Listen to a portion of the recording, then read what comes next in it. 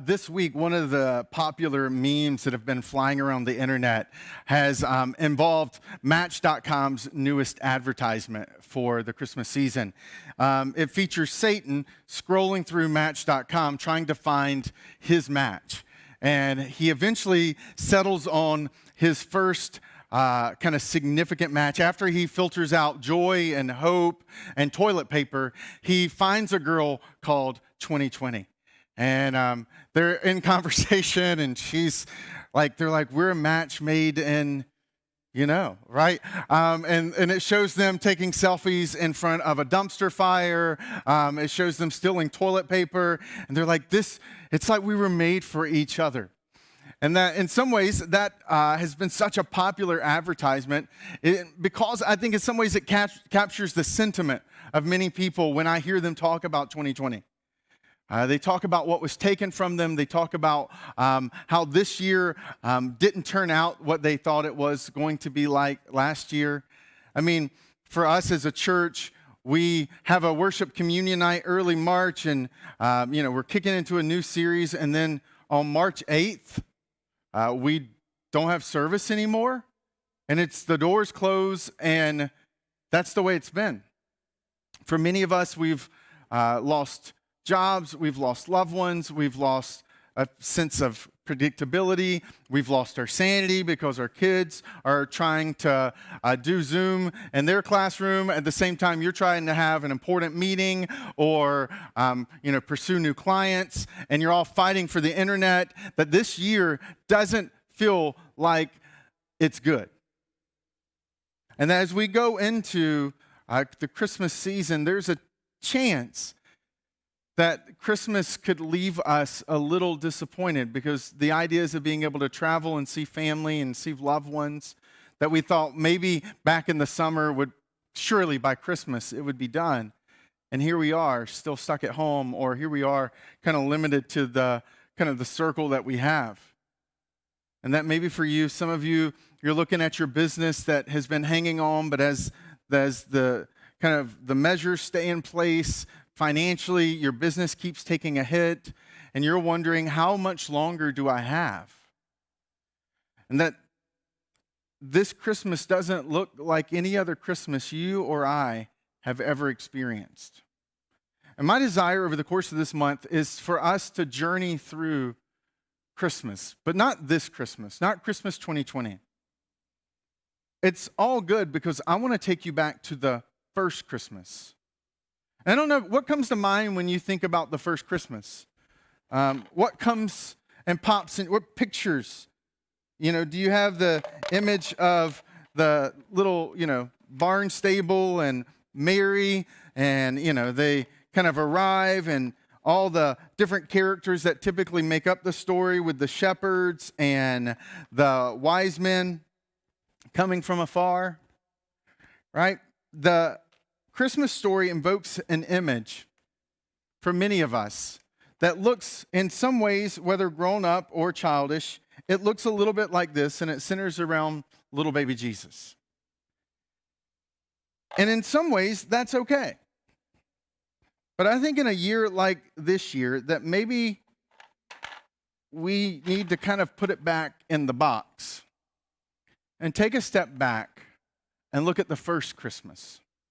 Because the first Christmas, I think, has a lot to say to us about this Christmas. We need a little bit more than a manger scene. We need a little bit more than the three wise men standing over to the side.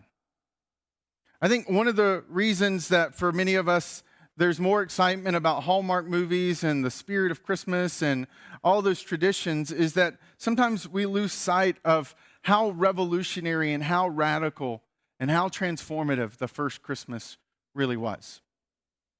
To take you there, I want to look at the writings of one of the earliest historians around the Christian faith, a man whose brilliance was so unsurpassed, it allowed him to cross into multiple fields of study. He was a medical doctor, and he was a brilliant thinker and writer turned Ken Burns historian.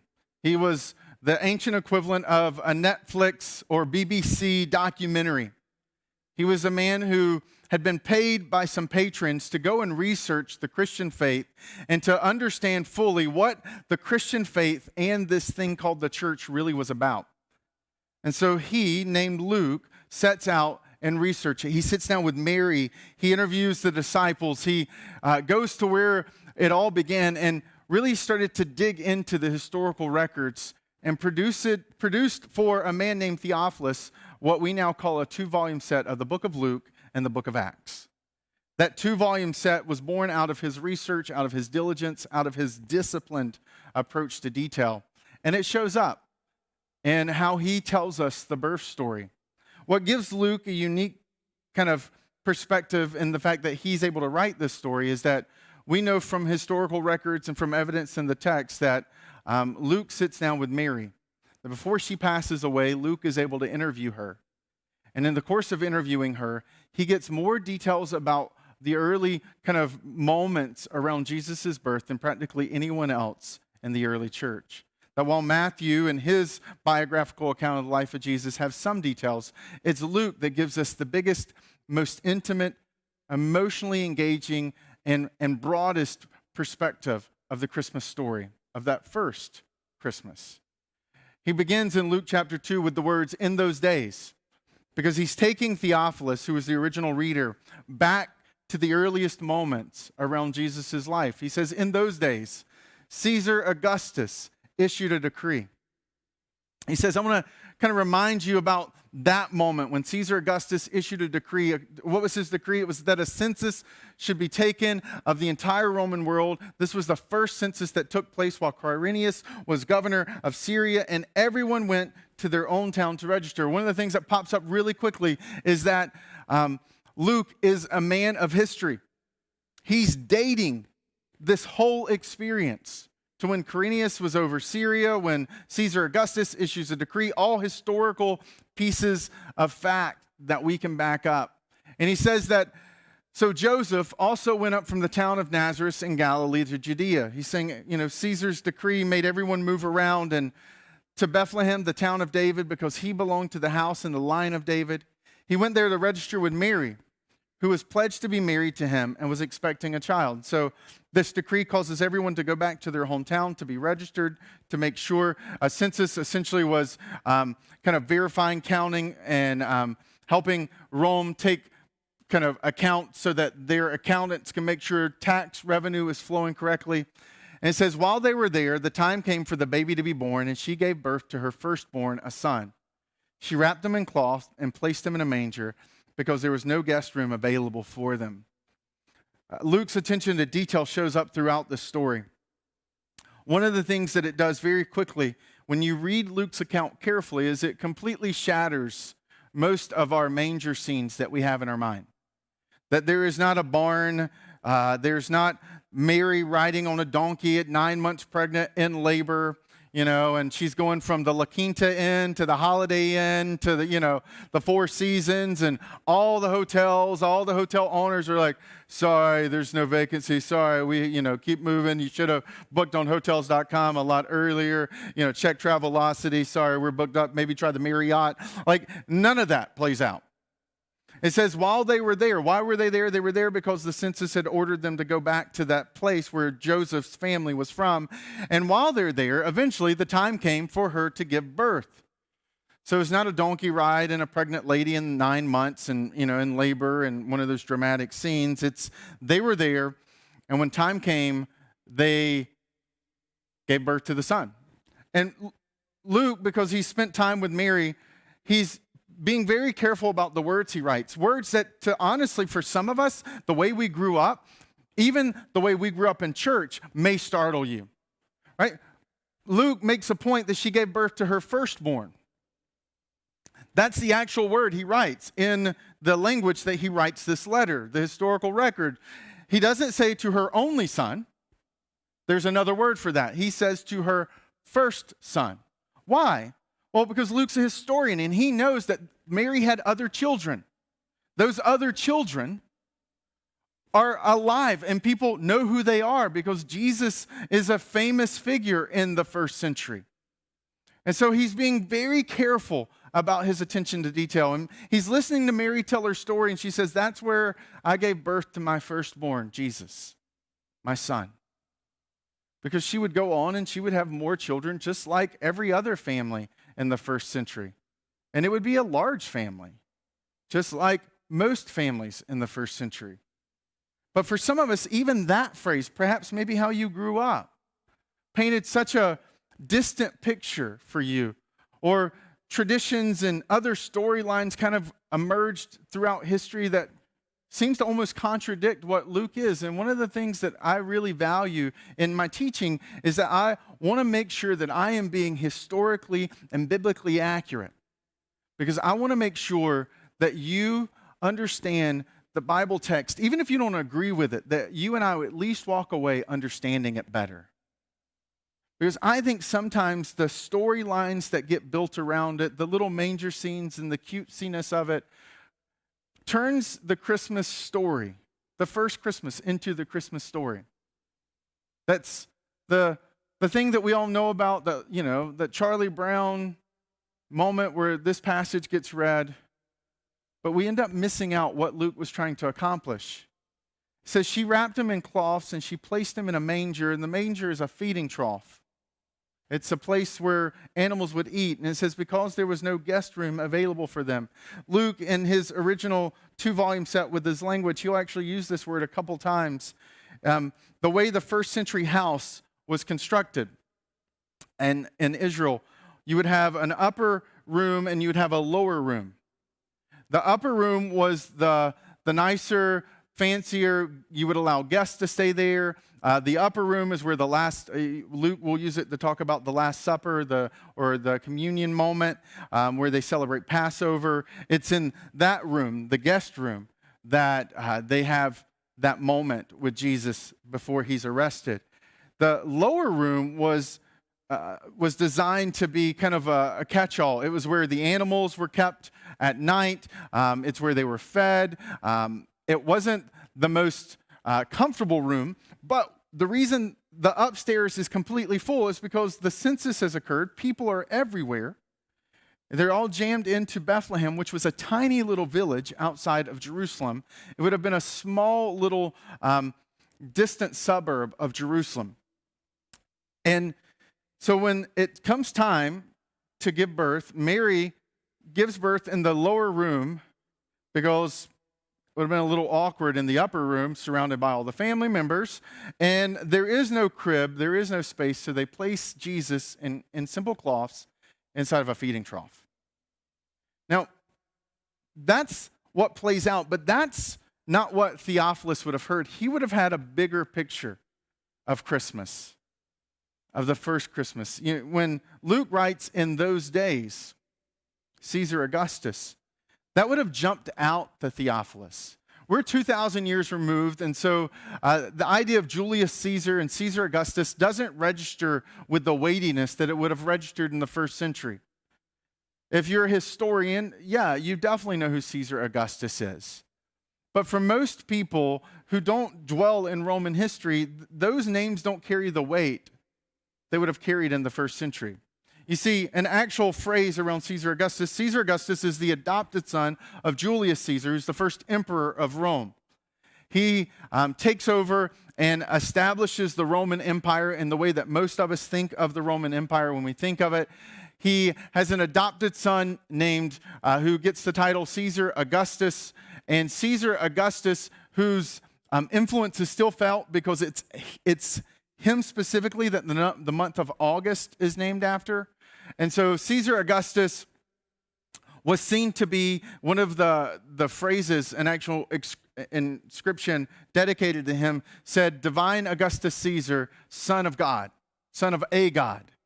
Because Julius Caesar was seen to be divine, and Augustus Caesar, while he was alive, others treated him like he was God, but he never explicitly said that he was a God. But he would walk around with the title, Son of a God. And people would call him the Savior of the whole world, the one who peace would come through. He was Lord. Those were the titles associated with Caesar Augustus. And so in the midst of that historical backdrop, that's what Luke is writing. He's like, in those days, Caesar Augustus. And it's like, oh my goodness, Caesar Augustus, one of the most famous people who've ever lived, one of the most significant leaders in all the earth, because it was under Caesar Augustus that that huge historical label of the Pax Roma was labeled. You see, Pax Roma was this idea of the Roman peace that as modern Americans, we take for granted what it looks like to live in a world that's predominated by lack of wars. Like you can travel to, well, you used to could travel to Rhode Island without any consequence, but like you could travel to states and wars didn't break out and you didn't have to have papers and have, tribal agreements with each other. We take for granted how easy it is to go 3,000 miles around the nation and be able to kind of freely move. But in the ancient world, you often were limited to wherever your family or your tribe or your kind of tribe of tribes was residing. You didn't venture into other places because you couldn't communicate because there was no language that was the language of business.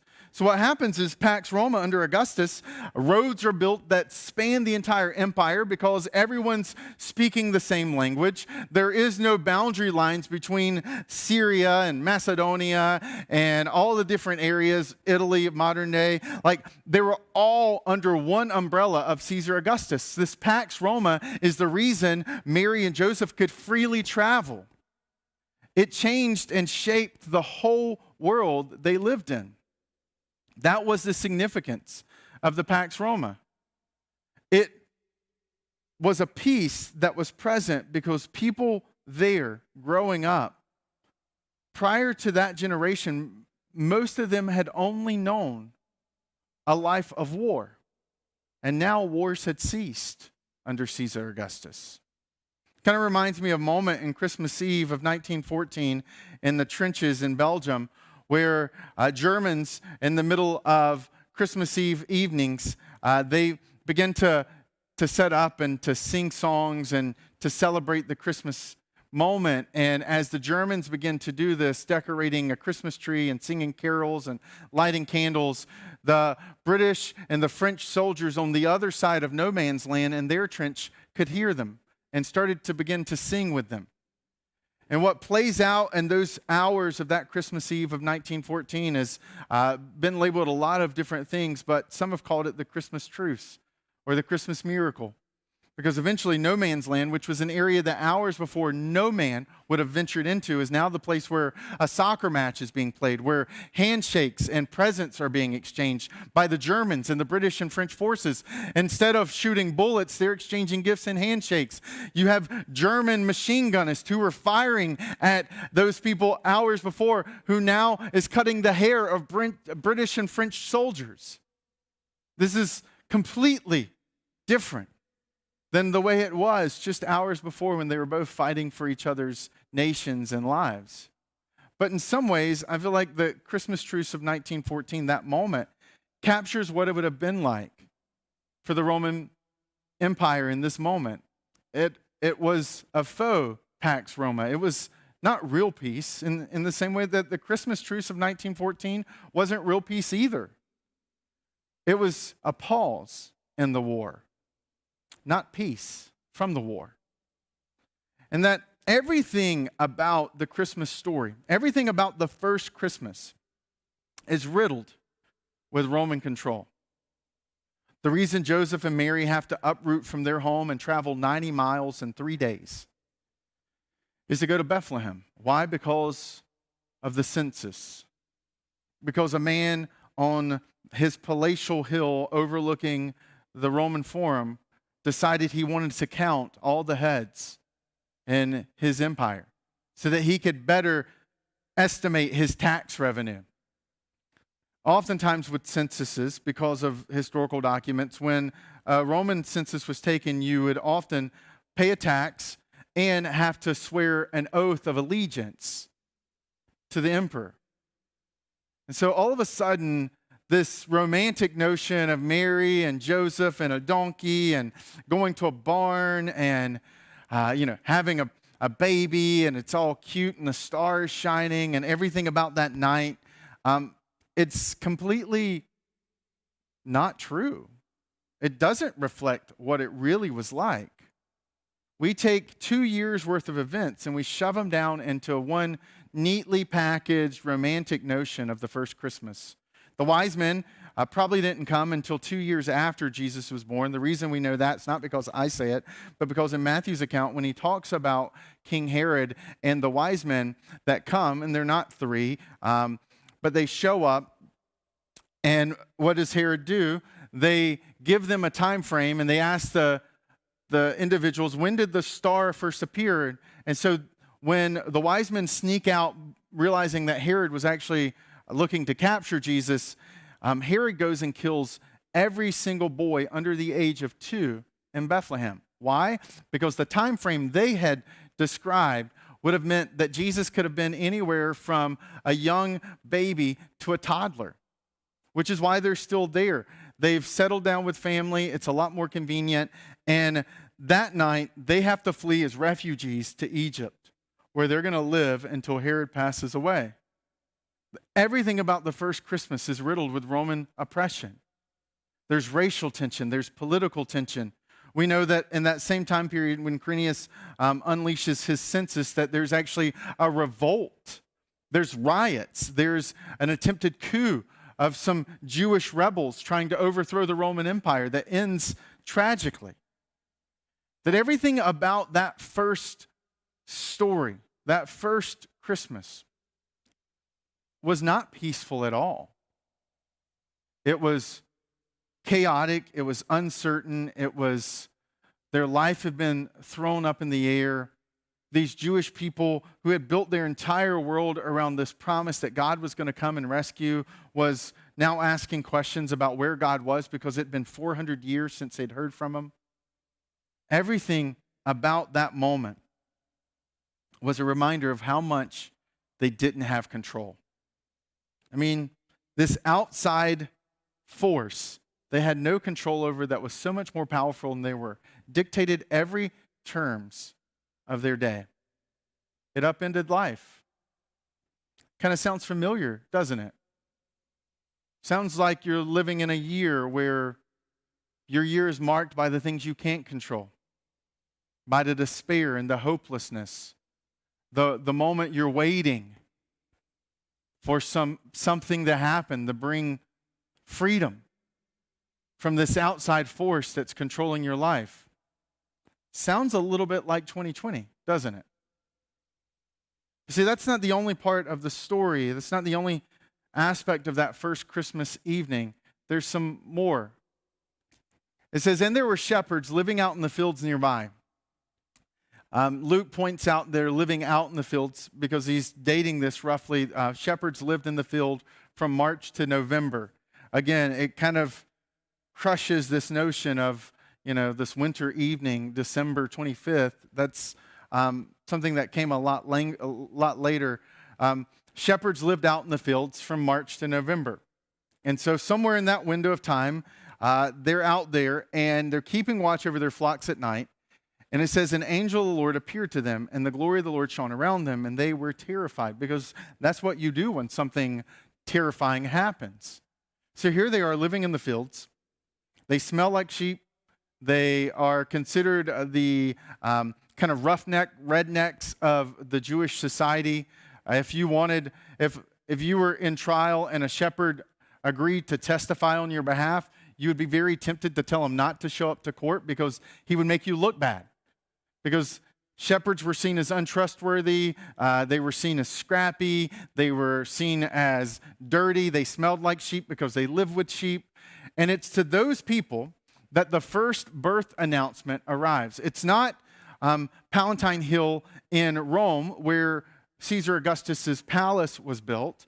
It was on the hillside with a group of shepherds watching over sheep. And that when the angels appear, it says that they said to them, do not be afraid. I bring you good news that will cause great joy for all the people. Today in the town of David, a Savior has been born to you. He is the Messiah, the Lord. And this will be a sign to you. Now, for you to understand how truly shocking this would have been. The phrases, great joy for all the people, those were words used about Caesar Augustus.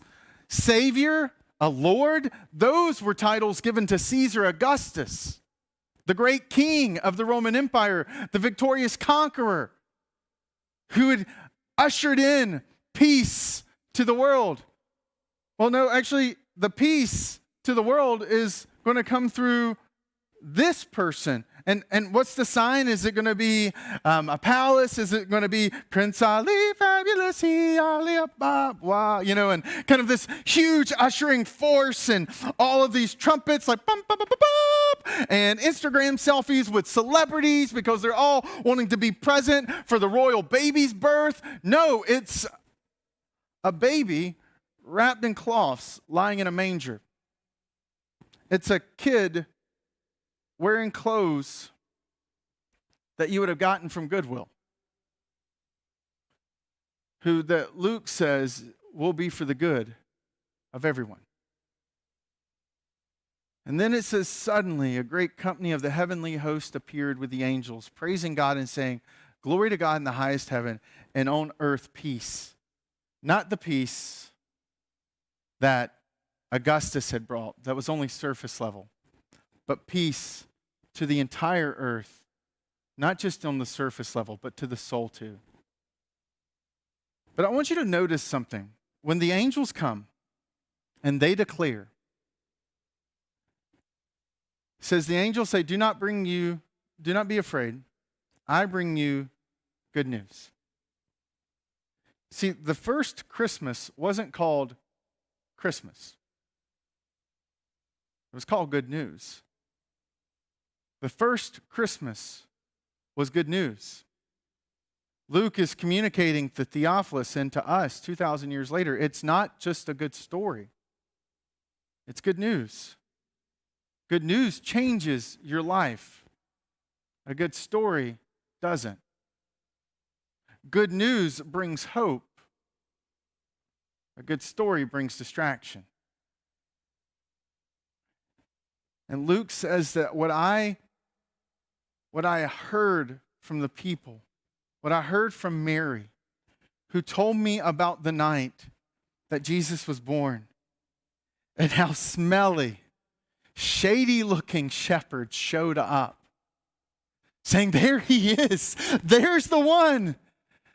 And Mary grabs him a little closer, and he says, no, you don't understand. We were out in our fields, and the sky, it just lit up, and there were angels, and they were telling us that the hope of the world had been born. A Savior, real peace, and it was Him. These are good news. And why is it good news? Why is it not just a good story?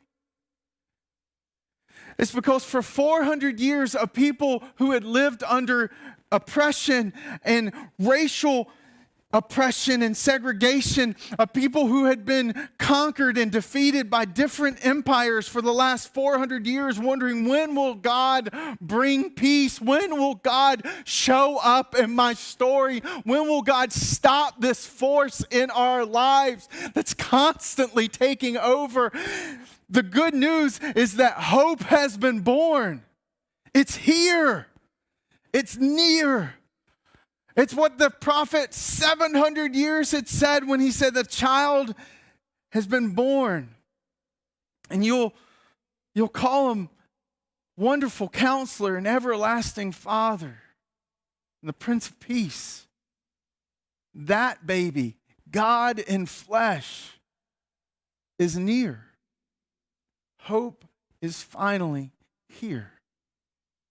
That the good news of Christmas is no matter how dark or despairing, no matter how much you feel out of control, no matter how uncertain life is, no matter how much peace is not present in your life, God has come near to us. No matter how forgotten you've felt, no matter how lonely you are, hope is near. It's here, they say. And how do they know that? How? Because they're the perfect people to be His messenger for that. Because they're the last people who would have ever gotten that birth announcement. They had been overlooked. They had been forgotten.